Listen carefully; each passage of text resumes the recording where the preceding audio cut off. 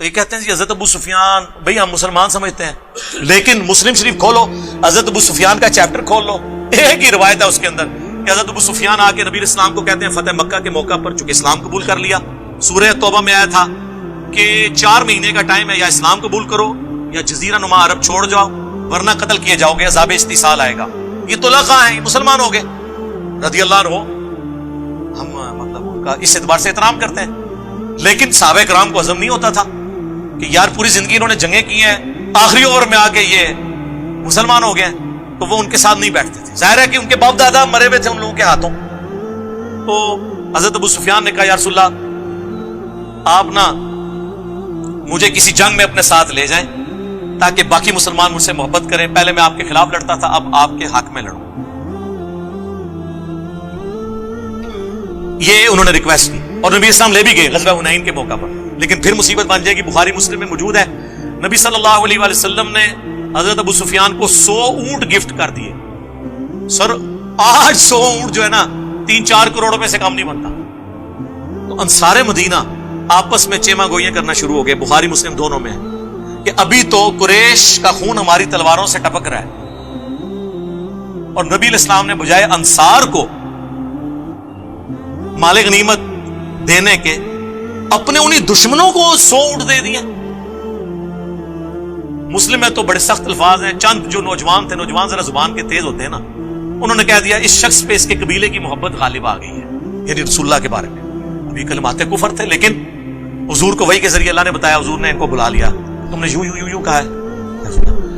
Senior بیچ میں بڑا ان کا یہ بچے ہیں جی، انہوں نے جذبات میں کہہ دیا، حضور نے ان کو نہیں ڈانٹا، معذرت کی، انہوں نے کہا اللہ اور اس کا رسول تمہارا عذر قبول کرتے ہیں۔ نبی علیہ السلام نے آگے سے عذر قبول کیا۔ پھر آپ علیہ السلام نے فرمایا اگر پوری دنیا ایک گھاٹی میں چلے اور انصار دوسری گھاٹی میں، میں ان کے ساتھ چلوں گا، میرا جینا اور مرنا انصار کے ساتھ ہے، اگرچہ فتح مکہ ہو چکی لیکن میں واپس مدینہ جاؤں گا۔ کیا تم اس بات پہ خوش نہیں کہ لوگ دنیا کا مال لے جائیں اور تم اللہ کے رسول کو لے جاؤ؟ اللہ کے رسول کو لے کے جانے والے انصار تھے، دنیا کا مال لینے والے بنو امیہ تھے۔ اسی لیے بخاری مسلم میں حدیث ہے انصار سے محبت نہیں رکھے گا مگر مؤمن، انصار سے بغض نہیں رکھے گا مگر منافق۔ بخاری مسلم میں حدیث ہے انصار صبر کرنا میرے بعد اور لوگوں کو تم پر ترجیح دی جائے گی، تم صبر کرنا حتیٰ کہ حوض کوثر پہ آ کے مجھے ملنا۔ حوض کوثر پہ کیا ہوگا؟ سحقن سحقن لمن غیر بعدی، ان پہ پھٹکارو، ان کو مجھ سے دور کر دو جنہوں نے میرے بعد میرا دین بدل دیا۔ وہ اصحابی اصحابی والی حدیث جو انہوں نے امتی امتی بنا دی ہوئی ہے، امتی علی حدیث اللہ دانے، صحابی علی اللہ دانے، اور پھر ٹاپک اور طرف چل پڑے گا۔ اسی مسلم کی حدیث میں حضرت ابو سفیان نے کہا یا رسول اللہ ایک تو مجھے جنگ میں لے جائیں، دوسرا میرا یہ بیٹا جو معاویہ ہے یہ کتابت جانتا ہے، آپ اسے اپنا کاتب رکھ لیں، جس سے انہوں نے کاتب وحی نکالا ہوا ہے۔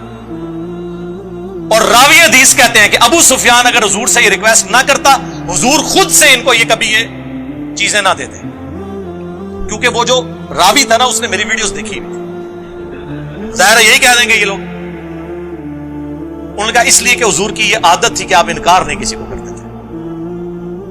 کاتب رکھوا لیا، ایک کاتب وحی اس طرح بھرتی ہوئی ہے سفارشی، اسی طرح ہی ہوئی ہے نا، اور اس میں کاتب کے الفاظ ہیں، کاتب وحی کے نہیں ہیں۔ صحیح مسلم میں ایک اور حدیث ہے، نبی علیہ السلام نے اپنے عباس سے کہا کہ معاویہ کو بلاؤ، میں اس سے کتابت کروانا چاہتا ہوں، وہاں بھی کاتب وحی نہیں۔ ایک دفعہ گئے، واپس آ گئے، انہوں نے کہا میں کھانا کھا رہا ہوں، دوسری بار تیسری بار، کتنا کھانا کھانا تھا؟ کہ نبی علیہ السلام کی مبارک زبان سے الفاظ نکلے خدا اس کا پیٹ نہ بھرے، بس یہ زبان سے نکلنے والی بات۔ وہ کہتے ہیں مسلم شریف میں حدیث ہے کہ اگر میں کسی کو بددعا دوں تو اللہ اس کو دعا بنا دینا۔ سر ایسی کوئی حدیث نہیں ہے، اس کے ساتھ الفاظ ہیں اگر اس بددعا کا اہل نہ ہو تو دعا بنا دینا، اگر اہل ہے تو وہ بددعا ہی بنے گی۔ جی جن کو دعائیں لگی ہوئی ہیں نا وہ پتہ ہے ہمیں۔ بخاری مسلم حدیث ہے، انس ابن مالک کہتے ہیں مجھے حضور نے کثرت اولاد کی دعا دی تھی، میں 100 سے زیادہ پوتے پڑ پوتے اپنے ہاتھوں سے دفنا چکا ہوں، اتنی میری اولاد ہوئی ہے۔ 120 سال کی عمر میں آلموسٹ فوت ہوئے ہیں وہ، اس زمانے میں تو 15-20 سال کی عمر میں شادی ہو جاتی تھی۔ تو جن کو اولادیں ملی ہوئی ہیں نا وہ دعاؤں کا اثر بخاری مسلم میں موجود ہے۔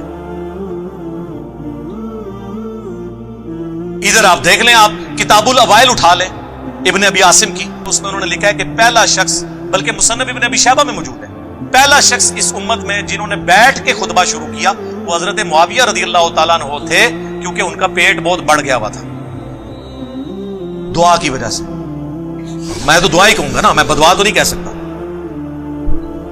پھر دلائل النبوہ امام بیہقی کی وہ کتاب ہے جس میں 3,500 حدیثیں یہ ہیں کہ نبی علیہ السلام کی پروفیسیز اور مستقبل کی خبریں صحیح ثابت ہوئی ہیں.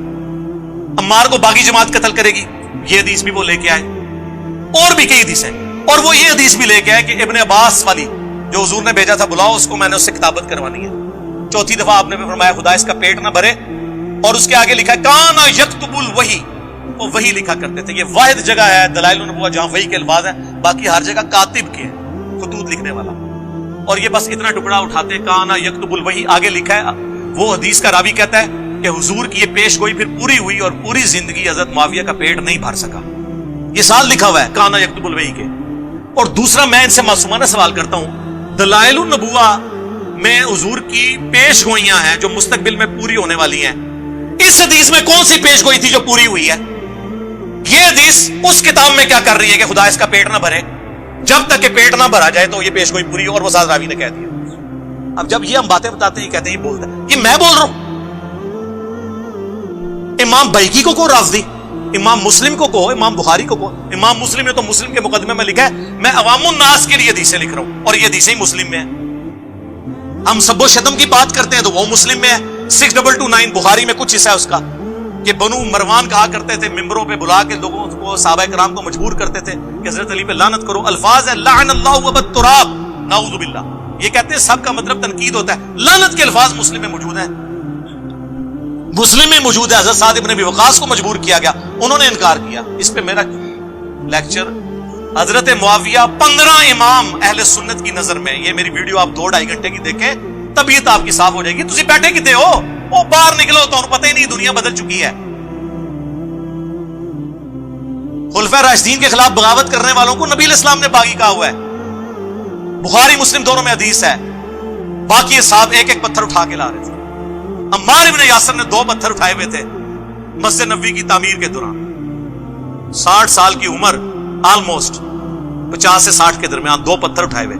حضور نے اپنے مبارک ہاتھوں سے داڑھی اور سر سے مٹی کو صاف کر کے کہا ہوا، اے عمار تو دین کے لیے اتنی خدمت کر رہا ہے، تجھے ایک باغی جماعت قتل کرے گی، تو انہیں اللہ اور جنت کی طرف بلا رہا ہوگا، اور وہ جماعت تجھے آگ کی طرف، دوزخ کی طرف بلا رہی ہوگی. حضرت عمار نے کہا اے اللہ میں اس فتنے سے تیری پناہ میں آتا ہوں. لیکن ازمائش تو ہونی تھی. ہم پوچھتے ہیں کس رضی اللہ عنہ نے، کس رضی اللہ عنہ کے کہنے پر عمار رضی اللہ عنہ کو قتل کیا؟ بتاؤ. امیر معاویہ کانفرنس کر رہے ہو، کرو، 100 دفعہ کرو. عمار ابن یاسر کی بھی ایک کانفرنس کرو. بتاؤ لوگ